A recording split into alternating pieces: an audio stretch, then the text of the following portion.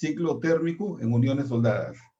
Antes de iniciar el tema en sí, vamos a dar algunas pautas previas que también tienen cierta incidencia sobre los ciclos térmicos que se van a dar en las uniones, en las juntas soldadas, ¿no? Que es lo que nosotros miramos en la práctica, ¿no? En la parte operativa. Aquí vamos a encontrar mucho sustento teórico, ¿no? Pero también hay elementos operativos que también van a hacer que estos ciclos térmicos tengan ciertas modificaciones o incidencias durante el proceso, ¿no? Entonces,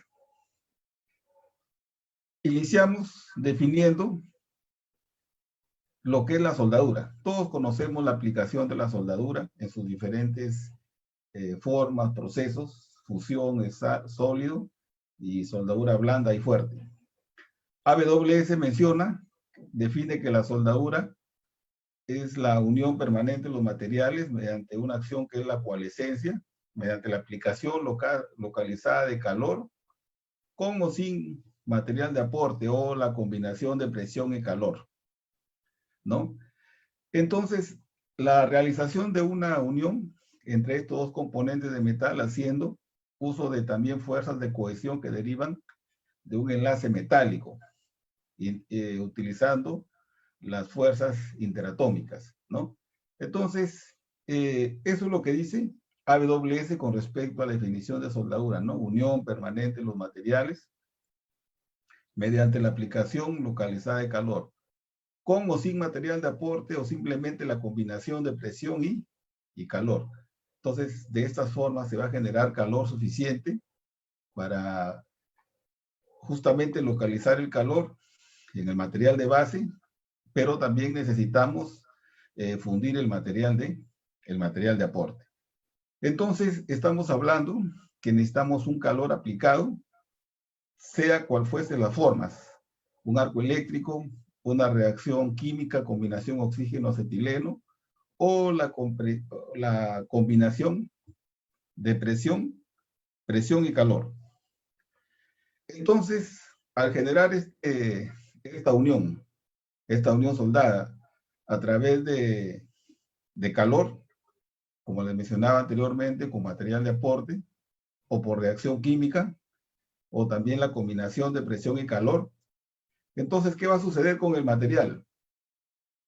El material va a surgir dentro de él muchas transformaciones, ¿no? Que la vamos a conocer también como discontinuidades. O sea, ya el proceso de soldadura en sí es una discontinuidad que se conoce también como, en algunas literaturas figura también como una imperfección o una discontinuidad tipo física, química, microestructural y mecánica. Hay una más que es la discontinuidad o la imperfección tipo geométrica, que tiene que ver con los cambios de sección, con los cambios de área, ¿no? Cambio de sección, cambios de área. Como vamos a ver en el tema térmico, entonces, este cambio de sección, este cambio de área, no lo vamos a tomar en cuenta. Entonces, dice, la propiedad física, ¿no? Hay una modificación en el tema de las propiedades físicas. Tenemos materiales que tienen diferentes comportamientos, ¿no? Diferentes conductividades térmicas, diferentes conductividades eléctricas, ¿no? Cuando hablamos de la soldadura como una discontinuidad también tipo química, estamos hablando, ¿no? Hacemos referencia, ¿no? A la dilución, a la mezcla que se ha generado propia del proceso al momento que se forma el charco de la soldadura, funde material base y también en ese momento funde el electrodo. Entonces, al fundirse ambos materiales es donde se va a dar esta mezcla, que más adelante la vamos a conocer también como la dilución. Acordémonos que esta dilución también es importante, y esta dilución también tiene una relación bastante directa con los ciclos térmicos. Está relacionado a las variables voltaje, amperaje, tiempo de soldadura. Producto del calentamiento del material, también vamos a tener una discontinuidad tipo microestructural. ¿Qué es lo que sucede? El material sale de su red cristalina original. Entonces, al calentarse el material, los átomos comienzan a excitarse, a moverse, aumentando de volumen, y de esa manera, ¿no? Si esto al final se hace un corte, se hace un pulido al espejo, se hace una micrografía, entonces vamos a observar que vamos a tener diferentes zonas, ¿no? Partiendo desde el material de aporte, la zona que se mezcla y hacia el material de base. También, afectada la parte microestructural, también afecta directamente la parte mecánica, o sea, hay una modificación, hay una variación también en las propiedades, en las propiedades mecánicas. Entonces aquí el tema microestructural está bastante enlazado con el tema de las propiedades mecánicas. Entonces, la unión de soldadura, conocemos el concepto de AWS, pero también ya mirándola en la parte operativa, vamos a tener presentes estas discontinuidades o imperfecciones, tipo física, química, microestructural y tipo mecánica. Tenemos dos conceptos completamente diferentes, ¿no? Tenemos uno que es el tratamiento térmico y el otro concepto es el ciclo térmico. El tratamiento térmico, que de repente lo hemos visto, lo hemos estudiado también como las famosas curvas TTT, tiempo, temperatura, transformación, ¿no? Tengo un material tal, lo someto a cierto nivel de calor o temperatura por un tiempo definido, y dependiendo del tipo de enfriamiento, se transformará, y de esa manera, cuando se caliente el metal o la aleación, ¿qué hará, no? Hará una mejora en sus propiedades mecánicas, ¿no? Entonces, el ciclo térmico dice, ¿no? Cuando el metal es sometido a calentamientos y enfriamientos como consecuencia de soldadura. O sea, son dos conceptos completamente diferentes, ¿no? Los tratamientos térmicos, ¿no? Cuando calentamos un material o aleación para mejorar sus propiedades. Ciclo térmico. Ciclo térmico, cuando el metal es sometido a calentamiento y enfriamiento como consecuencia de el proceso de soldadura. Entonces, al generarse ese ciclo térmico, vamos a tener un aporte de calor determinado durante el proceso de soldadura, una cierta cantidad de calor irradiado y el calor que es absorbido también por el material, dando como consecuencias, como ven en la gráfica, en la foto de la mano derecha, ¿no? Diferentes zonas en el material, ¿no? Ha habido una transformación por efecto del aporte de calor, el aporte térmico, ¿no? Entonces, si ustedes miran ahí, el metal base tiene una configuración completamente diferente a lo que es la SAF y el metal fundido, ¿no? Entonces, este es el concepto del ciclo térmico, cuando el metal es sometido a calentamiento y enfriamientos como consecuencias de la acción de la soldadura. El ciclo térmico dice, debe existir una fuente de calor desde donde se obtiene la energía necesaria para elevar la temperatura del metal que se va a soldar, así como del metal que se funde, ¿no? El metal de aportación, en caso se requiera. Este calor necesario para la soldadura se obtiene a cuenta de transformación de energía eléctrica, mecánica, química o radiante, ¿no? Entonces, cuando dice energía eléctrica, ¿no? Los equipos de soldar convencionales, eh, cuando dice química, hace referencia a la combinación del oxígeno, acetileno. Cuando trabajamos con el proceso SMAO, la temperatura alcanzada aproximadamente es del orden de 5.520 grados aproximadamente. El arco está en contacto con el material, pero alrededor de la cuarta parte del calor se pierde en el aire y también en el electrodo. Entonces, las 3/4 partes restantes son las que elevan la temperatura en el material de base. Entonces, cuando menciona un principio químico, ¿no? Para generar calor, estamos haciendo referencia a la combinación de oxígeno, acetileno, para hacer también la soldadura, ¿no? Brazing, soldering. Entonces miramos que el cono interno llega aproximadamente a una temperatura de 3.300 grados y el menacho, la parte externa, aproximadamente 1.260 grados, ¿no? Entonces, hay múltiples formas de generar calor, ¿no?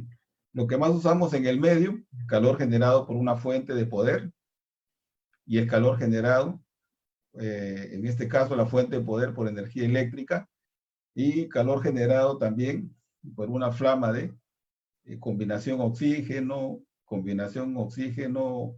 acetileno, o la combinación de oxígeno más el gas propano. También nos interesa saber para este proceso cuál es la forma en la cual se va a transferir el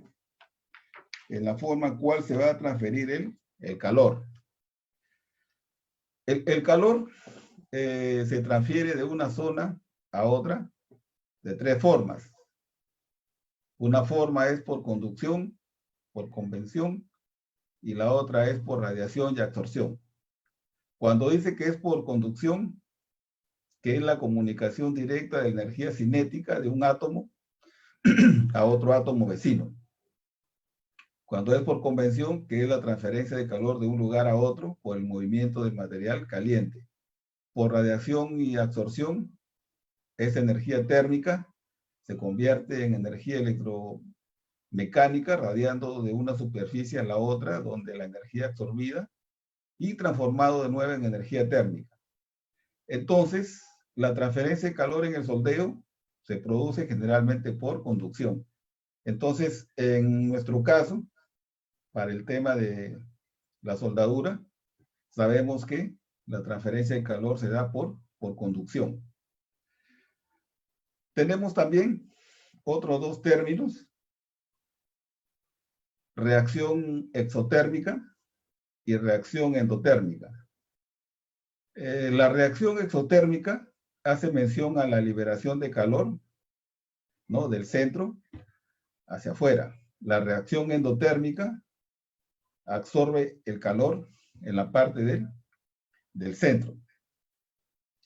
Entonces, por ejemplo, cuando hablamos de un calentamiento por llama, por ejemplo, utilizamos oxígeno con acetileno.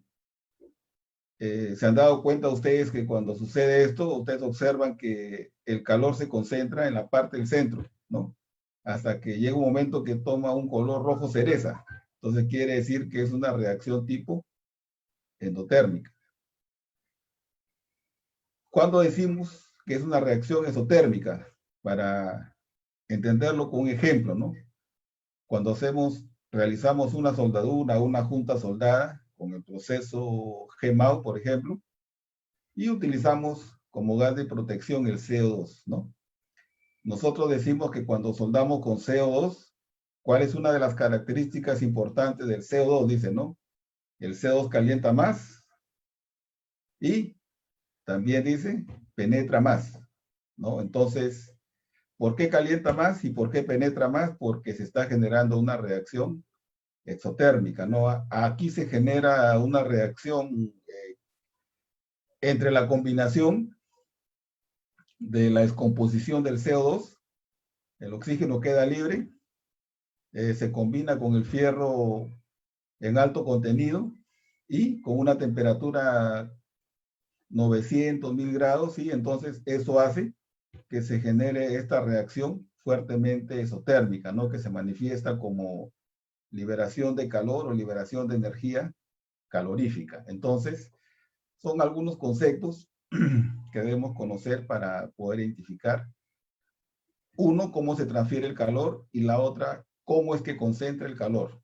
Dos formas: exotérmica, al centro, hacia afuera, y la endotérmica, que mantiene siempre el calor en la parte central, ¿no? Para entenderlo de esa forma. También es importante identificar dos cosas, ¿no? Tenemos, por ejemplo, uno es la temperatura máxima alcanzada, el otro término o la otra característica es poder calorífico, ¿no? Entonces, puse estas gráficas como ejemplo para poder determinar algo. Por ejemplo, si nosotros miramos la combinación de oxígeno con acetileno como temperatura máxima alcanzada del acetileno, que está en color rojo, es aproximadamente 3200 grados aproximadamente, ¿no? La combinación de oxígeno-propano, más o menos 2800, 2850 grados aproximadamente. Entonces, si lo miramos numéricamente, la diferencia no es mucha, ¿no? ¿Dónde está la diferencia, no? En el poder calorífico. Entonces, es la cantidad de calor que el material va a absorber propia de estas reacciones, ¿no? Entonces, observamos aquí, en esta gráfica, que el poder calorífico en kilojoules sobre centímetro cuadrado de la combinación de oxígeno con acetileno llega aproximadamente a 17 kilojoules por centímetro cuadrado. La combinación de oxígeno con propano llega más o menos a 4 kilojoules por centímetro cuadrado, ¿no? Entonces, pero ¿cuál es la característica de la llama del oxígeno con el acetileno, ¿no? Que hace una reacción endotérmica. Significa que se va a concentrar en el centro. En cambio, ¿qué pasa con el propano? No concentra, ¿no? Se disipa, ¿no? Entonces, es por eso que en algunos trabajos donde se requiere precalentar, se está optando por hacer el precalentamiento con la combinación oxígeno-propano o simplemente propano, ¿no? ¿Por qué? Si precalientan con el acetileno solo, ¿qué es lo que pasa? Esa concentración de calor endotérmica, o sea, significa que va a concentrar el calor en un solo punto. ¿Cuál será una de sus consecuencias, no? Que si permanezco por mucho tiempo en esa zona, al momento de poner la flama en ese punto, ¿qué sucede? Entonces, han notado que comienza a tomar un color rojo cereza. Entonces, cuando pasa esto, ¿qué significa? Que ya está comenzando a calentar. Entonces, ¿qué sucede ahora? Hay un aumento del volumen del grano. Entonces vuelvo a calentar con esa flama por otro punto y vuelve a suceder la misma reacción. Ese color rojo cereza, entonces indica que en esta otra zona, nuevamente, está aumentando el volumen del grano. Caliento en otra zona, entonces ahora ¿qué pasa en esas zonas que inicié el calentamiento? Se comienzan a contraer, producto del enfriamiento. Entonces, al tener esa variación de aumento de grano y disminución del grano, hay una variación del volumen del grano, entonces, que también puede generar lo que es las tensiones internas o las tensiones residuales. Y estamos hablando solamente del precalentamiento de algunos materiales, ¿no? Sin mencionar los ciclos térmicos producidos, ¿no?, durante el proceso de la soldadura. Entonces, al momento de hacer un trabajo de soldadura, también es importante mirar cuál va a ser el método de precalentamiento del material, justamente para evitar una concentración de calor antes de iniciar el proceso de la soldadura, porque a este proceso de soldadura le falta sumar ahora, ¿qué cosa, no? El poder calorífico de la flama o el tipo de flama que se utilizó para hacer este precalentamiento inicial, ¿no? Por eso que ahora se migra mucho a otro tipo de formas de precalentamiento, resistencias eléctricas o inducción magnética. También hay otro elemento también que conlleva a un ligero incremento en el ciclo térmico o en el aporte de calor, ¿no? Este es un pequeño párrafo de lo que es la física del arco eléctrico, ¿no? Tenemos aquí identificado el electrodo del material de base, negativo, positivo, negativo que es el cátodo, positivo que es el ánodo. Entonces vamos a mirar acá también que hay una distribución de temperatura, ¿no? El 30% del calor se va al negativo que es el cátodo y el 70% se va al positivo que es el ánodo, ¿no? Entonces significa que ahora solamente por un efecto de polaridad estoy haciendo que uno de los dos, en este caso el que está calentando más es el material, solamente por un efecto de polaridad, ¿no? Entonces, por eso que ustedes han visto que hay algunos procesos de corte, por ejemplo, el plasma, que trabaja con corriente continua electrodo negativo, es justamente para aprovechar esto, ¿no? El 70% en el positivo y menos calor en el negativo, ¿no? De esa manera también los consumibles alargan su vida útil. Entonces, en el cátodo terminal negativo se produce la emisión de electrones que ioniza el gas y convierte en plasma, ¿no?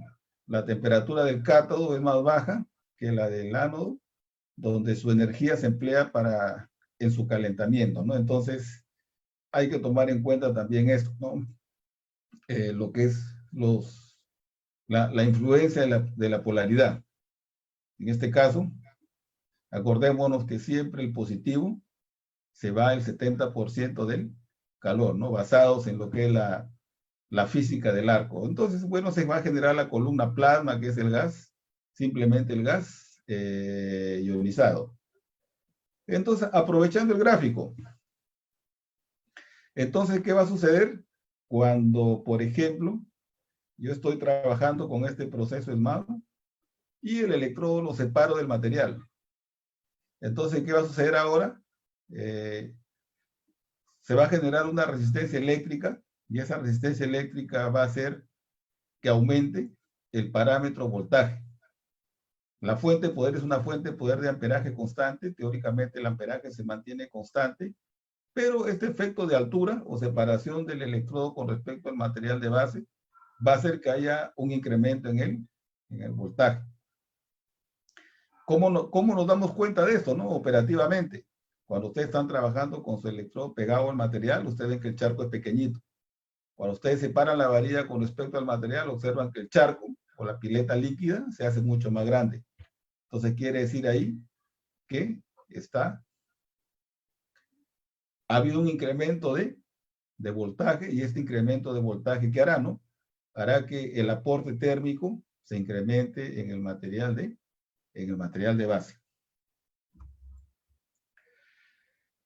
El flujo de calor en la soldadura por fusión, estamos hablando de soldadura por fusión. El proceso de soldadura involucra necesariamente aporte de calor para unir dos componentes entre sí. El aporte de calor es muy importante, no solo porque permite que se lleve a cabo la unión, sino porque afecta también la microestructura y esta, a su vez, sus propiedades mecánicas, ¿no? Lo que les mencionaba al inicio, ¿no? Se va a generar una imperfección o una discontinuidad tipo microestructural y en propiedades mecánicas, ¿no? Que están asociadas. Además, provoca también variaciones dimensionales y puede generar tensiones residuales que afecten la integridad del componente, ¿no? Entonces, cada vez que se genere calor o temperatura sobre los materiales, ¿no? En algunos casos observamos que el material se va a deformar o se distorsiona, pero también esa observación que el material se distorsiona también es un indicativo de que hay unas fuerzas residuales internas ya dentro del material, ¿no? De repente ustedes alguna vez han soldado algún componente de inoxidable, ¿no? Más o menos pequeño, ¿no? Ustedes sueldan su inoxidable, terminan de soldar, ¿y qué es lo primero que observan, no? Que el inoxidable, el material, se contrae rápidamente, ¿no? Se contrae rápidamente por una propiedad propia del material, pero también al contraer fuertemente o distorsionar fuertemente, también está indicando que está concentrando alta cantidad de tensiones internas y tensiones residuales. La distribución, perdón, la distribución de la temperatura. Si se realiza una soldadura sobre estas superficies, que la menciona como A, S, como se muestra en esta figura, y se colocarían teóricamente aquí termocuplas representadas por esos círculos pequeñitos de color blanco que están de forma transversal sobre el material, sobre ese punto rojo, ¿no?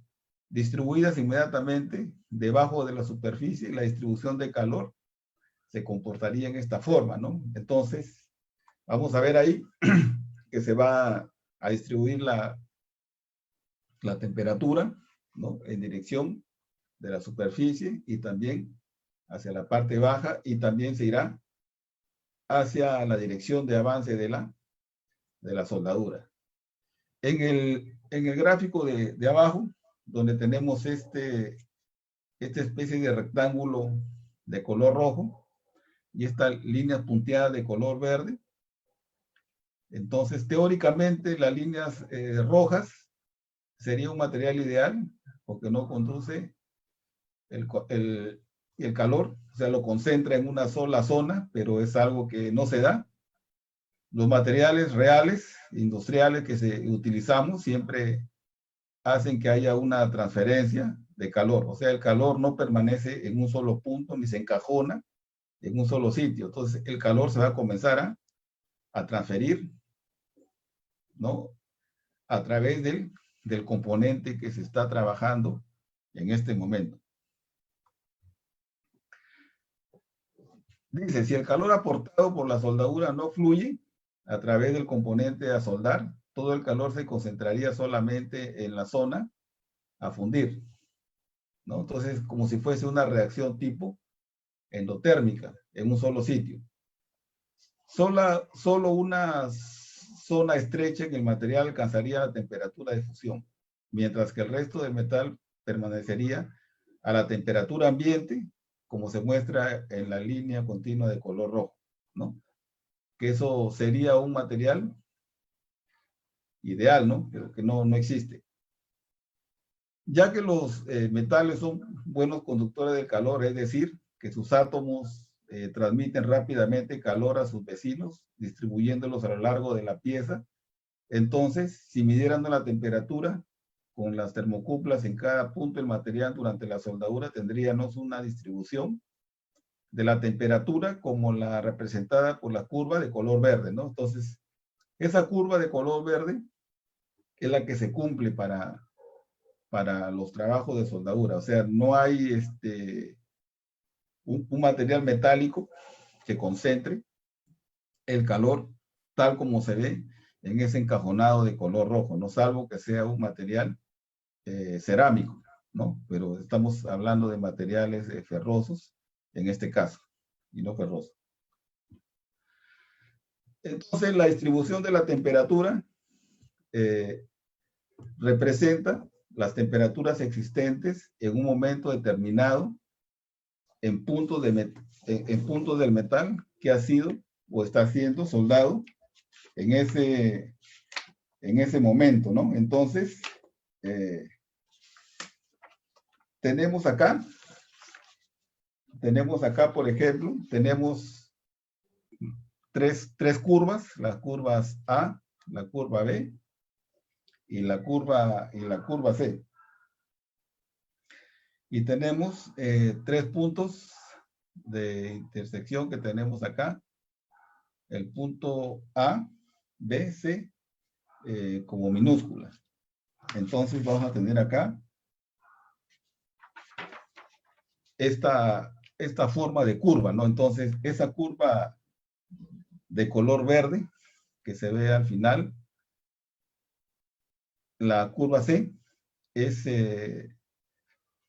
una simulación del material cuando ya está llegando a la temperatura ambiente, ¿no? O sea, prácticamente el material se está enfriando. Entonces, la temperatura en la curva A es el punto más caliente, ¿no? Que tenemos al momento de hacer la junta soldada. Entonces, acordémonos que ahí necesito suficiente energía tanto para fundir al material de base y también fundir al electrodo. Entonces, y de esta manera se van a generar estas isotermas,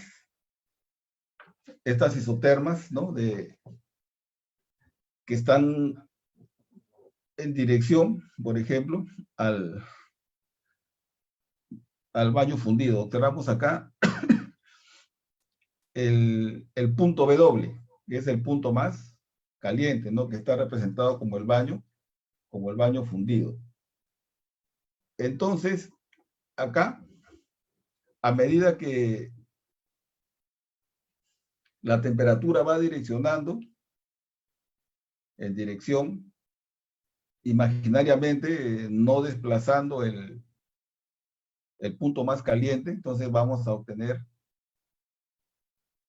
con respecto a ese punto, diferentes niveles de temperatura. O sea, la temperatura va bajando, ¿no? Hacia la dirección, en caso de que ya comience a darle movimiento al punto W, ¿no? Entonces, también a medida que el punto W va desplazándose, entonces, ¿qué va a suceder, no?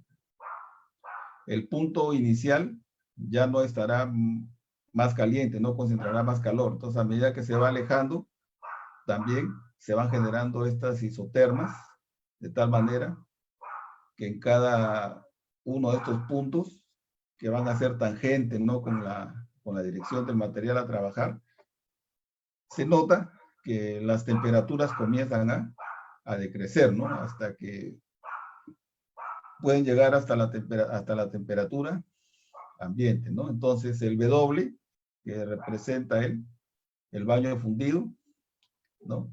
Para la forma de las curvas y tal, tanto la distribución como las isotermas influyen los siguientes factores, ¿no? El baño fundido, que está representado con W, que está en 1400 grados, que actúa como el foco de calor y que es más o menos permanente. También influye la masa del metal, que absorbe el calor, la temperatura inicial del metal base, que incide sobre la gradiente de la temperatura.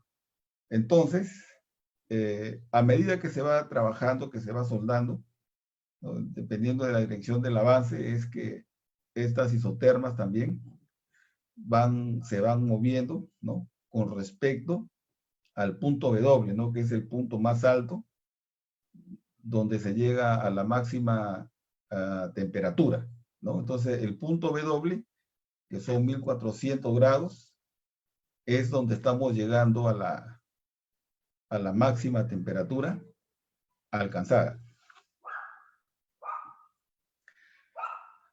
La velocidad de enfriamiento, ¿no? Dice, después que el punto en el metal fundido o en sus proximidades ha alcanzado su máxima temperatura, la velocidad a la cual se enfría puede tener un significativo efecto sobre la estructura metalúrgica, las propiedades mecánicas y incidir mucho en lo que es la zona afectada por el calor, la zona afectada por el calor o la zona afectada térmicamente. Entonces, no se puede hablar de una velocidad de enfriamiento, sino de varias velocidades de enfriamiento según la temperatura a la cual se encuentra el acero, ¿no? Durante este proceso de enfriamiento. Entonces, observamos esta gráfica donde tenemos temperatura, tenemos una simulación de tiempo y volvemos a ver el punto W, que era 1400 grados aproximadamente, ¿no? Que era la temperatura máxima. Entonces, ¿qué observamos en esta curva? Estamos observando en esta curva que hay una gradiente, hay una baja de temperatura de forma gradual, ¿no? Como que la temperatura está bajando en equilibrio, o sea, no hay un elemento adicional externo que acelere esta baja de temperatura o este enfriamiento, ¿no? Entonces estamos observando, se llega a una máxima temperatura, bueno, como en el ejemplo, W, 1400 grados, y la temperatura va bajando de forma gradual, sin que haya un elemento externo que acelere este efecto del enfriamiento, ¿no? Entonces, para entender un poquito con un ejemplo, hacemos una soldadura, por ejemplo, una soldadura con un backing metálico, aplicamos un 70-18 como raíz, relleno, 120 amperios, 125 amperios, ¿no? Hacemos otra junta similar, 70-18. Entonces, ahora, ¿qué hacemos? Ya no le ponemos 125, sino usamos 140 amperios, ¿no? Entonces, ¿qué pasa ahora, no?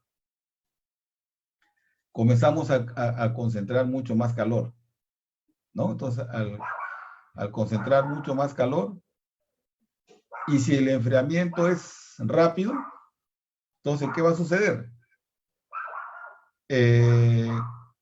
Sucede, ¿no? Que cuando se hace la prueba de doblez, el espécimen se rompe siempre por el lado de la cara, no por el lado de la raíz, ¿no? Se hace el doblez de cara y se rompe por la cara, ¿no? Entonces, la pregunta es, ¿no? Entonces, ¿por qué se ha roto por la cara, ¿no? Si he tenido aquí las precauciones del caso, ¿no? Subí el amperaje, esto, ¿no? Pero, ¿por qué se ha roto por la cara, ¿no? Entonces, ¿qué es lo que sucede ahora, no? Entonces, de repente no tiene que ver con la velocidad de enfriamiento, pero ¿qué ha sucedido? Que al momento de incrementar el calor o la temperatura por efecto del amperaje, ¿no? Entonces, ahora, ¿qué ha sucedido, no? Ha habido un crecimiento de grano, y al generarse este crecimiento de grano en la zona afectada por el calor, cuando el grano es grande, mecánicamente es menos resistente. O sea, no tiene nada que ver que se ha enfriado violentamente, sino simplemente lo dejé que se enfriara lentamente, no una velocidad de enfriamiento controlado, pero utilicé mucho amperaje, entonces al utilizar mucho amperaje, el grano ha crecido excesivamente, ¿no? Entonces, al crecer excesivamente el grano, ¿no? Así sea un acero de alto contenido de carbono, cuando el grano es grande, mecánicamente también es menos resistente, ¿no? Entonces, son cosas que se presentan, ¿no? Ya en la parte operativa del proceso de soldadura. También, influencia de las propiedades físicas en los materiales soldados. La conductividad térmica.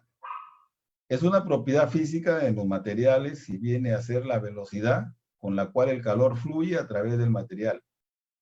Algunos materiales, como los cerámicos, tienen muy mala conductividad térmica, es decir, disipan con mucha dificultad el calor. Otros, como los metales, son muy buenos conductores del calor y por tanto se enfrían con más facilidad, ¿no? Hay una tablita que les voy a mostrar, indica la conductividad térmica de algunos materiales. Observemos acá, aquí tenemos una tablita con varios materiales. Para identificarlos, les he puesto algunos números. Por ejemplo, pone dentro de esta tabla, conductividades térmicas, metal o aleación. Tenemos identificado con el número 1 plata y cobre. Son los metales que conducen con mayor rapidez el calor, ¿no? Tenemos un cupro-níquel, un acero inoxidable, que son malos conductores del calor. Y ahora, si observamos las conductividades térmicas de la combinación del cobre y el níquel, que está con número 2, y luego las comparamos con aleación,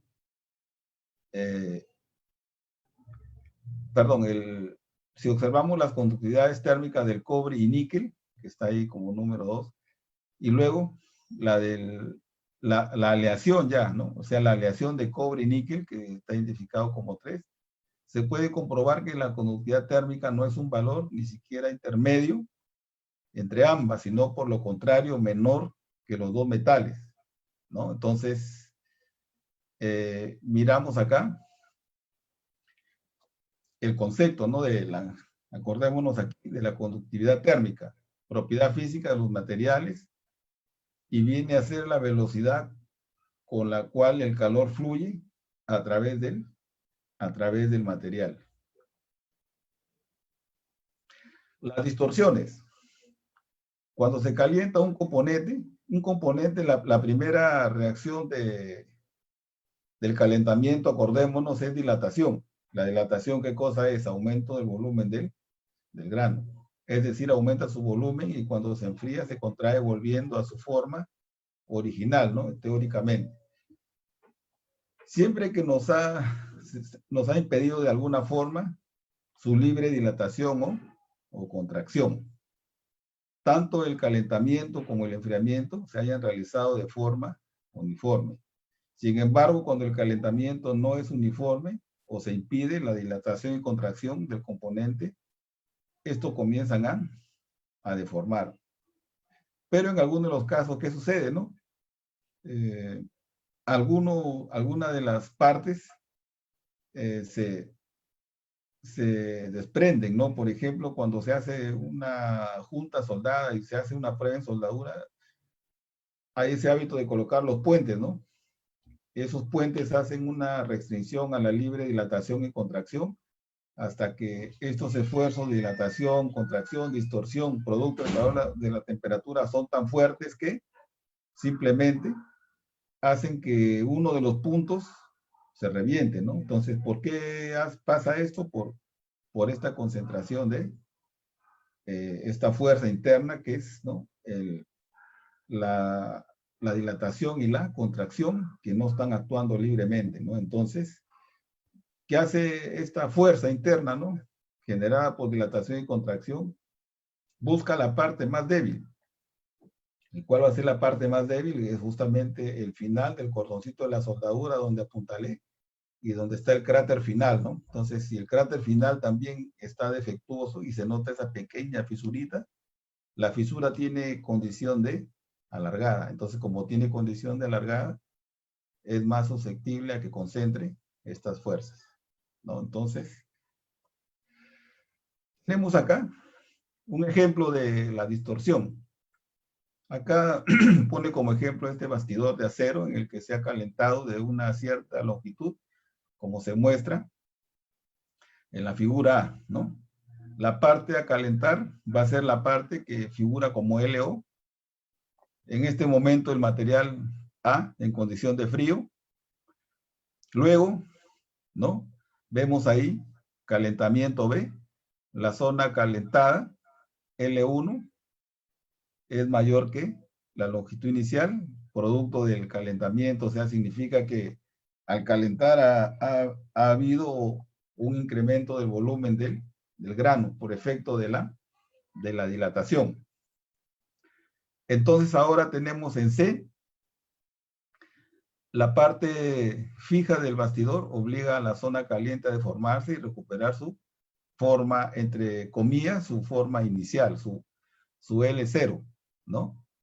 Entonces, al continuar el enfriamiento, se contrae de tal manera que ahora se va a generar una distorsión, una deformación del material, ¿no? Entonces, por eso que es importante también controlar estos efectos de distorsión en los materiales, ¿no? Entonces, si ustedes alguna vez han tenido experiencia en hacer soldaduras de fierro fundido, por ejemplo, poleas, aspas, de repente han hecho una mala aplicación del tema del calentamiento, entonces están calentando el lado del aspa, ¿no? Están calentando el aspa y ¡prac! Se les fisura por el otro lado, ¿no? Entonces, también hay formas técnicas para hacer estos precalentamientos, ¿no? Para evitar justamente estas fuertes distorsiones que hasta en el peor de los casos pueden llevar a colapsar el componente, ¿no? Entonces, hay que tener bastante cuidado con el tema de las distorsiones. Bien, tenemos aquí la dilatación térmica, ¿no? Que es la expansión térmica, es el cambio de longitud que experimenta un material cuando su temperatura se incrementa. Este fenómeno, que ocurre en los sólidos principalmente, pero está presente también en los líquidos y gases, en general lo que ocurre es un cambio en el volumen del sólido a la par de un cambio de temperatura. O sea, está relacionado temperatura y aumento del volumen, en este caso del sólido. Al igual que la conductividad térmica, el coeficiente de expansión térmica depende también de la temperatura. Entonces, vamos a tener, como vemos en la parte superior de la barrita, una dilatación lineal. En la parte del cuadrito, una dilatación superficial y una dilatación tipo volumétrica, ¿no? Donde vamos a observar ahí justamente las variaciones en este caso, de la longitud, variación de la superficie y variación de volumen. Entonces, hay modificaciones bastante drásticas con respecto a la dilatación. Tenemos dilatación lineal, que son las barras de arriba, el LO, tienen una variación de longitud. Tenemos una variación superficial y tenemos también una variación tipo volumétrica, ¿no? Entonces, hay que tener mucho cuidado con el tema también de las dilataciones. Entonces, también se van a generar esfuerzos térmicos y esfuerzos residuales, ¿no? Las tensiones residuales originadas por la soldadura se producen como consecuencia de las diferentes dilataciones y contracciones generadas al calentar localmente el material y también por los cambios dimensionales que son inducidos por la transformación, por las transformaciones microestructurales que presentan. Los ciclos térmicos que se crean por el calentamiento del metal y los esfuerzos residuales que permanecen después del enfriamiento y dan origen a la mayoría de los problemas de los componentes soldados, ¿no? Por eso que una vez realizada, terminada la soldadura, de acuerdo a la documentación con la cual se trabaja, en su gran mayoría siempre recomienda, ¿no?, el alivio de tensiones post-soldadura, ¿no?, después de la soldadura, ¿no?, para eliminar o tratar de aliviar esos estrés o esas tensiones internas que son productos propios del proceso de la soldadura, dilataciones, contracciones, ¿no? Y también tiene que ver mucho también con las propiedades físicas de los materiales, ¿no? Entonces, conocemos nosotros que hay materiales que tienen altas dilataciones y altas contracciones, ¿no? Por ejemplo, uno de estos materiales es el acero inoxidable, dilata rápidamente y también contrae rápidamente. Entonces, por eso que cuando ustedes hacen una soldadura con acero inoxidable, ¿qué es lo primero que observan? ¿No? Que la escoria del depósito de soldadura sale disparada hacia la parte de arriba, ¿no? Porque justamente el acero inoxidable tiene un coeficiente de dilatación 50% más que el acero al carbono, pero también la contracción es fuerte. Entonces, Al momento que la escoria está completamente solidificada, ese esfuerzo de contracción es tan grande, ¿no? Que hace que la escoria salga, ¿no? Dispersa en cualquier dirección, ¿no? Entonces tenemos aquí también gráficamente tensiones longitudinales, tensiones transversales, contracciones longitudinales y también contracciones tipo transversales, ¿no? Ustedes recordarán, por ejemplo, los depósitos de recubrimientos, ¿no? Los que tienen altos contenidos de cromo, 4 o 5% de carbono, 36% de cromo, ¿no?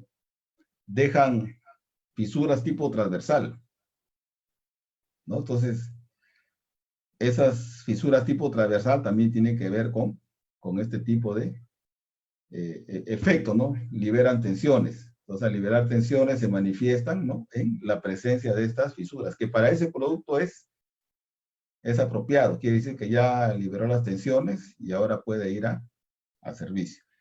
Entonces, también hay contracción longitudinal, se produce en el sentido del eje longitudinal de la unión soldada, tal como lo muestran las flechas. Esta contracción produce deformaciones, ¿no? Como se muestran en las figuras, ¿no? Entonces, todo lo que es efecto de calor, temperatura, hará que los componentes se deformen, ¿no? Tengan deformaciones angulares, concentren tensiones, contracciones, ¿no? Y también pone como ejemplo las deformaciones angulares en las juntas a tope, ¿no? Es una parte de la transversal y proviene de que un cordón de soldadura en sección triangular se contrae transversalmente de modo desigual, como se ve en la figura. Entonces está lo que a veces lo mencionamos nosotros, ¿no? El material ha jalado, dice, ¿no? Entonces eso que nosotros mencionamos como que el material ha jalado significa que el material se ha deformado angularmente. Le colocamos los puentes, esta deformación o estos esfuerzos son tan grandes que hacen que estos puentes también se revienten, ¿no? Entonces hay formas técnicas que hay que aplicar también para evitar este tipo de deformaciones angulares, ¿no? De repente a muchos les ha pasado cuando hacen pruebas y los materiales son de grandes espesores. También tenemos deformaciones angulares en una unión a filete, ¿no? Entonces tenemos acá fuerzas de contracción que jalan, ¿no? Jalan hacia el lado que ha sido soldado. Entonces también aquí, ¿qué pasaría si en el lado opuesto, donde inicialmente hice una soldadura, y luego soldé por el otro lado y por el otro lado hice una técnica multipase y en el lado interno una sola pasada, ¿no? Entonces, este esfuerzo de contracción o este esfuerzo tipo palanca, ¿qué va a hacer, no? Va a jalar y eso puede producir en la base del material también lo que se conoce como desgarre laminar, ¿no? Y más aún si no se ha elegido adecuadamente la dirección de laminación del material, ¿no? También aquí influye mucho el sentido de la laminación del material. Por eso que los que fabrican tanques, ustedes han visto que agarran una plancha, le buscan la forma, porque ellos han visto que en la hoja está cómo ha sido fabricado, ¿no? Transversalmente o longitudinalmente, para justamente evitar que esta fuerza de contracción pueda generar un desgarre laminar ya en el proceso de la fabricación. Entonces, si se suela también por ambos lados y hay soldaduras multipase, es que van a haber estas deformaciones tipo angular cuando hablamos de las soldaduras tipo filete. Entonces, la generación de esfuerzos residuales como resultado del calentamiento y enfriamientos no parejos y la carencia de dilatación y contracción libre establecen esfuerzos en la zona de soldadura, los cuales son esfuerzos térmicos que se crean por el calentamiento del metal y los esfuerzos residuales que permanecen después del enfriamiento y dan origen a la mayoría de los problemas de los componentes soldados. Entonces, el tema no es que se soldó, se enfrió. Entonces, al enfriarse, hay esfuerzos térmicos que están concentrados en ese material y hay que hacer, ¿no?, un tratamiento térmico de temperatura de alivio de tensiones. Otro aspecto es la dilución, ¿no? Dilución es la proporción en la que el metal base o de soldadura previamente depositada participa a través de su propia fusión en la composición química de la zona fundida.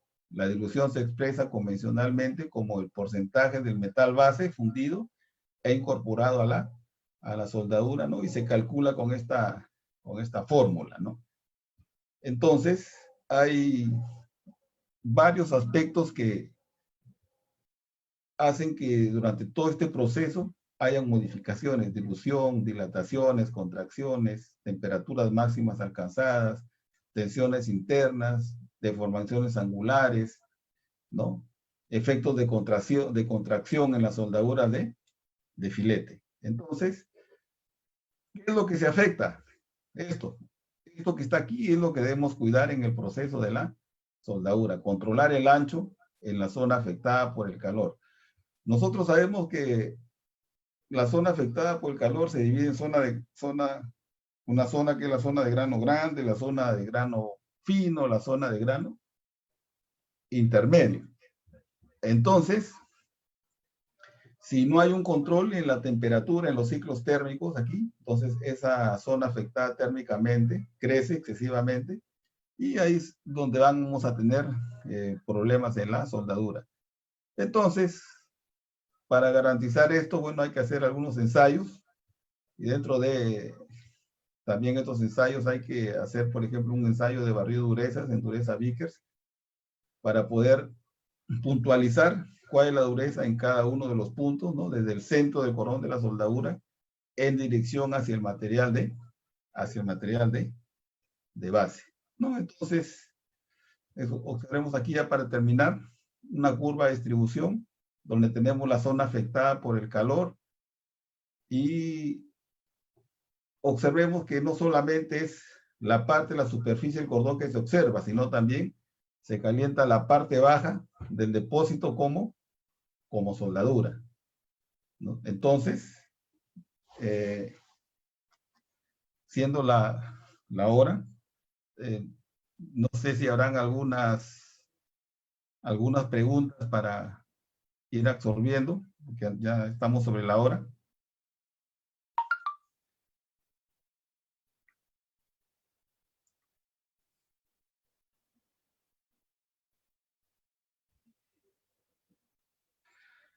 Aquí hay una pregunta. Jaime pregunta, ¿el precalentamiento para para soldar piezas de fundición de tornillo de banco, a qué temperatura debe ser? Está bien.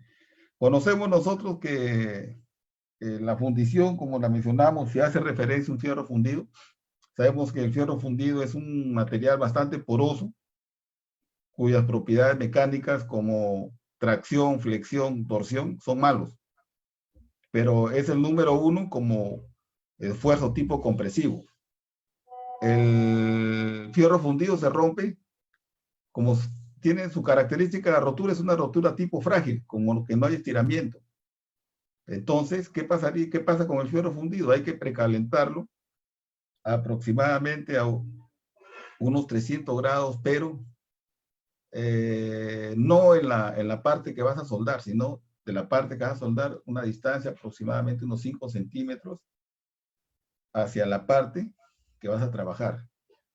¿Por qué? Porque si tú precalientas la zona que vas a trabajar, cuando sueldes, ¿qué va a pasar? El efecto de dilatación, contracción del depósito de la soldadura, del depósito de níquel, cuando jale, si la otra zona está fría, simplemente se va a fisurar por el otro lado.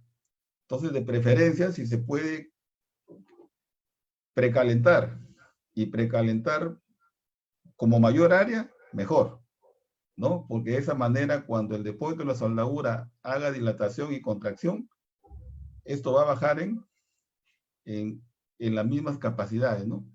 Bueno, y las técnicas ya, en la técnica del martilleo, cordones pequeños, y una vez terminada la soldadura, hay que cubrirla para que el enfriamiento sea lento, ¿no? Y si el tornillo es pequeño y puede entrar en un depósito de cal, acuérdense que la cal tiene que estar caliente. Si la cal está fría, el remedio resulta peor que la enfermedad. La cal absorbe humedad, meten su tornillo a la cal y no se garantiza, ¿no?, la sanidad de la soldadura. Guido pregunta, mi pregunta es, si tengo una plancha de 1/8, ¿cómo haría para que no sufra deformación angular si el soldeo cordón tiene que ser en todo alrededor? Me imagino, si es a todo alrededor, me imagino que debe ser un elemento cilíndrico. Y si es un elemento cilíndrico, hay que hacer la técnica como si fuese el reloj. 12, 6, 9, 3, ¿no? Ir distribuyendo la temperatura en varias direcciones. No hacer la soldadura en una sola dirección. Claro, si el material es delgado y soldas en una sola dirección, ¿no?, simplemente se comienza a deformar drásticamente, ¿no? De repente alguna vez les ha pasado que han tenido inoxidable delgadito. Comienzan solamente en el apuntalamiento, ¿no? Apuntalan. ¿Y qué pasa con el inoxidable, no? Cuando va a llegar al final, ¡prá!, se cierra, ¿no? Se sobremonta la plancha una sobre la otra. Entonces ahí también hay técnicas, ¿no? Esquina, centro, vas buscando todos los centros hasta que haces tu apuntalamiento, y también tienes que hacer una técnica de tal manera de que no hagas un cordón continuo en un solo sentido. Otra pregunta, Génesis. El doblado en A36, el doblado en caliente, en barras A36 de 3/4, también disminuye las propiedades del material por aumento del tamaño del grano. Claro, como les mencionaba, si el aumento del grano es excesivo, ¿no?, entonces sí, hay problemas de baja resistencia mecánica, o sea, no por tratamiento térmico, sino simplemente por aumento de grano, por exceso de calor o por exceso de temperatura. Edgar pregunta, ¿qué equipos existen para medir la temperatura al momento de soldar? Existen múltiples dispositivos. Tenemos pirómetro láser, termocuplas de contacto, y también tenemos lápiz térmico. Lo que no se debe usar nunca es la técnica del dedómetro, porque hay muchos que les gusta usar la técnica del dedómetro, ¿no?, o la palma en la mano. Es un acto, una condición insegura, pero sí existen estos elementos para hacer la medición. Pregunta, ¿con qué llama se precalienta mejor? ¿Con la llama oxacetilénica o con el gas propano? ¿Por qué? Lo que le explicaba al inicio, combinación de oxígeno con acetileno, tengo 3200 grados centígrados aproximadamente, pero hacen que el material absorba 17 kilojoules por centímetro cuadrado. En cambio, la combinación de propano con oxígeno, propano, la temperatura es 2800, 2900, pero hacen que el material absorba menos energía calorífica como kilojoules por centímetro cuadrado, 4 kilojoules por centímetro cuadrado. Entonces, y acordémonos que la combinación del oxígeno con acetileno también, ¿qué hace, no? Hace que se genere una reacción tipo endotérmica. Concentra en un solo punto, y al concentrar en un solo punto, ya se está generando aumento del volumen del grano. O sea, solamente ya aquí en el precalentamiento, ya estoy haciendo que se generen modificaciones, aumento del volumen del grano, se enfría, se contrae, o sea, ya tengo variaciones. Y esas variaciones se pueden convertir, o se convierten, ¿no?, en tensiones ya en el material, solamente en el precalentamiento.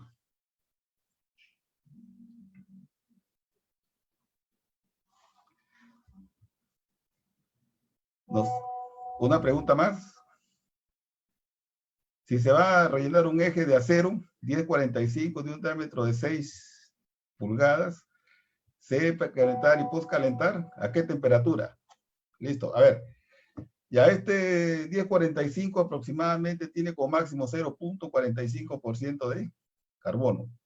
Entonces aquí hay que hacer todo un cálculo, hay que hacer un cálculo del grado de soldabilidad con el diagrama de Graville, si está zona 1, zona 2, zona 3. Zona 1 se suelda sin ninguna dificultad.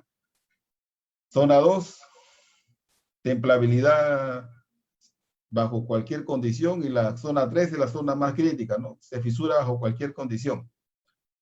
Entonces, y saliendo esto, yo voy a decir qué tan factible es hacer la soldadura, sí o no. Y después, luego, hacer qué cosa? Calcular la temperatura de precalentamiento en base a su composición química, ¿no? Con la fórmula de Ceferia, ¿no? Entonces se calcula la temperatura de precalentamiento porque esta fórmula también te da como opción el espesor del material. Entonces, y se puede calcular también este 1045 también se puede calcular el posible material de aporte.